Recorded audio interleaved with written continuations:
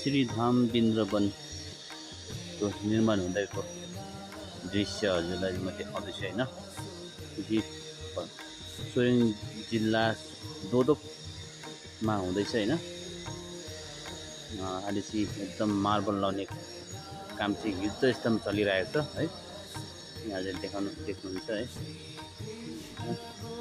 अब लगभग आउने वर्षमा चाहिँ यो उद्घाटन हुन्छ होला भन्ने हामीले आशा राखेको छु होइन।